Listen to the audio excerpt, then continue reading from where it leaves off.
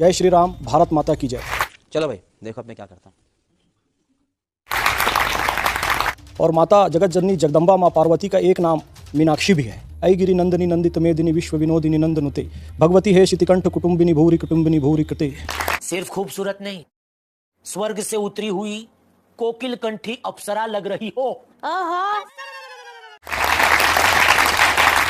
आप दाढ़ी रखते हैं, आप टोपी रखते हैं और फिर आप सत्य सनातन की ऐसी व्याख्या करते हैं। आप भारत माता की जय कहते हैं, भारत माता की जय तक पर भी इतना विवाद खड़ा हो जाता है, इसे सांप्रदायिक कहा जाता है। पूरी गीता मोटिवेशन है। इसको मोटिवेशन चाहिए जो डिप्रेशन में जा रहा है, हार रहा है, तो वो गीता पढ़े। गीता मोटिवेशन की किताब है। भारत माता की जय यानी अपने वतन से मोहब्बत का इजहार करना।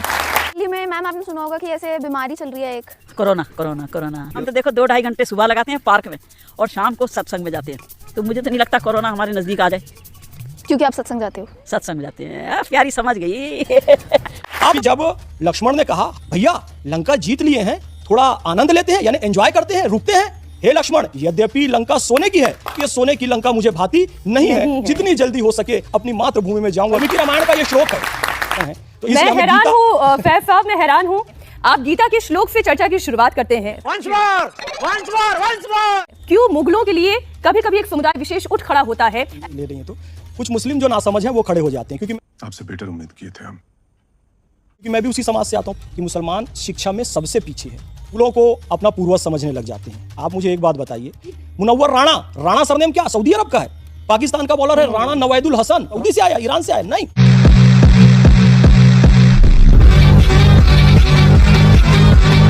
ये सब भारत के ही सरनेम है। सत्य को स्वीकार कर लेना चाहिए कि हम सबके पूर्वज सनातनी थे।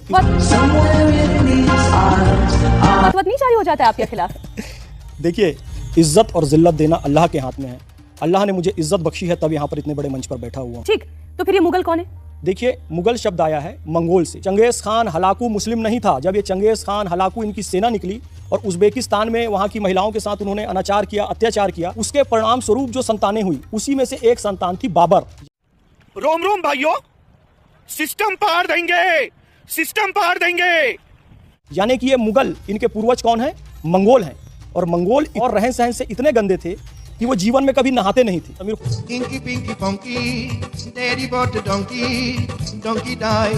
खुसरो को जब मंगोलों ने अरेस्ट कर लिया था तो हजरत अमीर खुसरो कहते हैं कि ऐसा लग रहा था मुझे उल्टी हो जाएगी। अब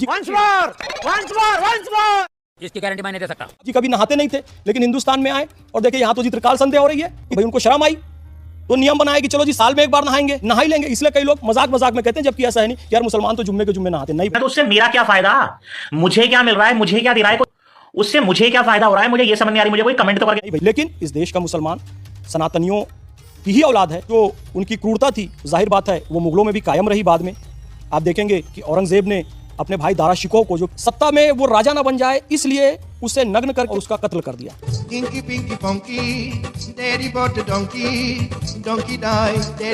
आपसे बेटर उम्मीद किए थे हम। इसी काशी विश्वनाथ का मंदिर तोड़ा गया।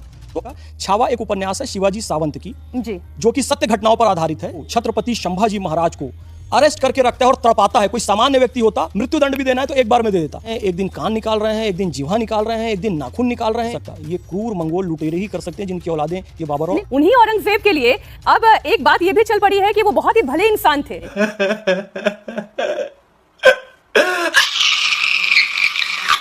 वो इतने अच्छे इंसान थे, इतने अच्छे शासक बादशाह थे कि उन्होंने मंदिर बनवा दिए। जो लोग तर्क लाते हैं ना, मैं नाम ले दे रहा हूं, ये अकबरुद्दीन ओवैसी, असदुद्दीन ओवैसी। औरंगजेब वेतन नहीं लेते थे, औरंगजेब टोपी सिलते थे। आप अपनी सांसद की तनख्वाह मत लो। कर सकते हो, नहीं करोगे तो आप भी बनाओ मंदिर। नहीं।